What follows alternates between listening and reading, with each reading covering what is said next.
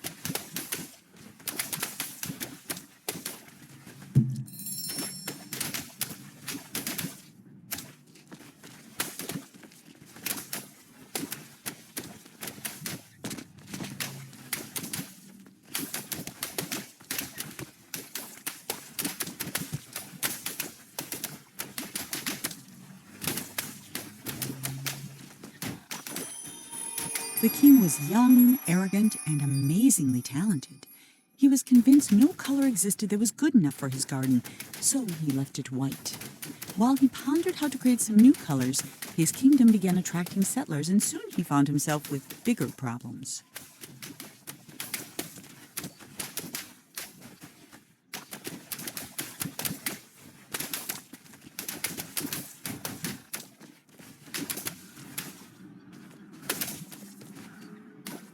Wow!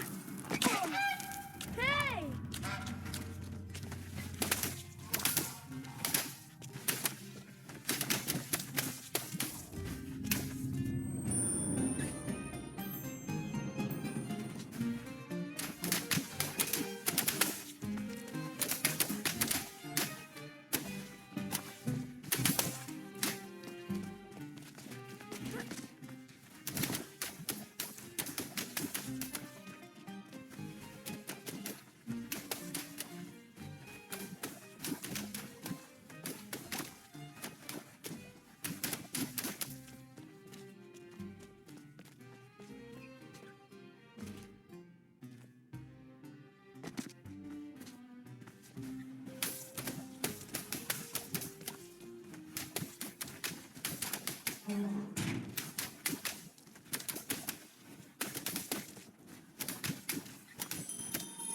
The king's new subjects were tired of white.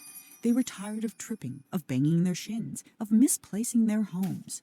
So they started painting everything, ruining the king's spotless design. In response, the king outlawed all non-magical brushes and pledged to spend the next month painting shadows for his kingdom. Whoa!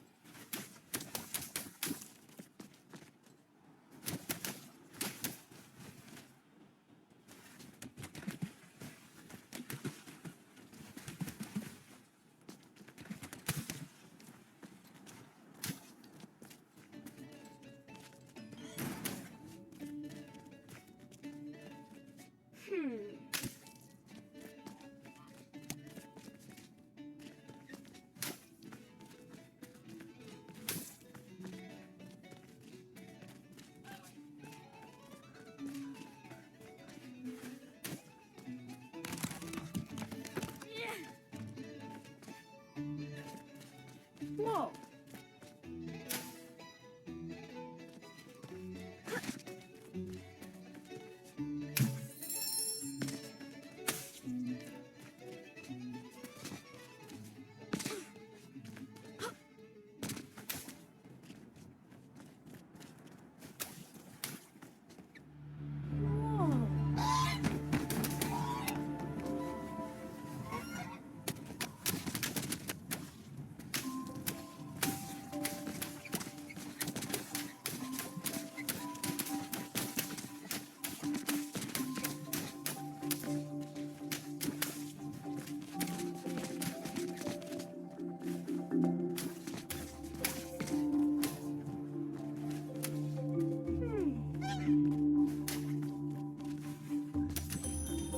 The labyrinth was designed to be beautiful, and it was.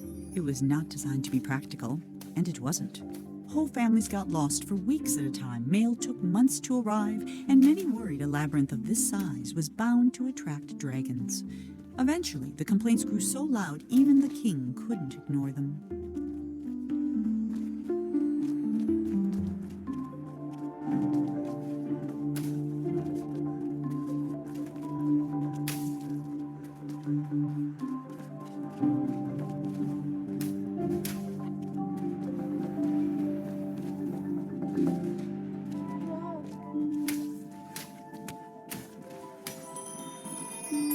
was so frustrated with the messy, demanding people of his kingdom that he decided to start over.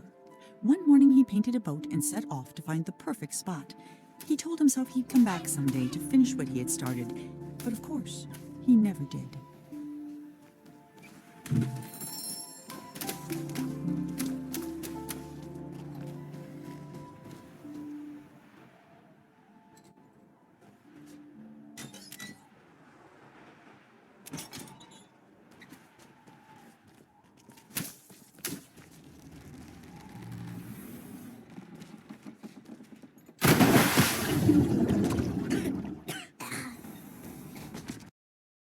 For the first time in weeks, Monroe felt good. He felt even better when the wind pushed him close enough to reach the Swan. He was feeling so good, in fact, that he forgot all about his fear of heights. But when the Swan wriggled free and Monroe fell over the side, he remembered almost immediately. That might have been the end of Monroe if this were a shorter story, but it isn't, which is why Monroe's troubles were just beginning.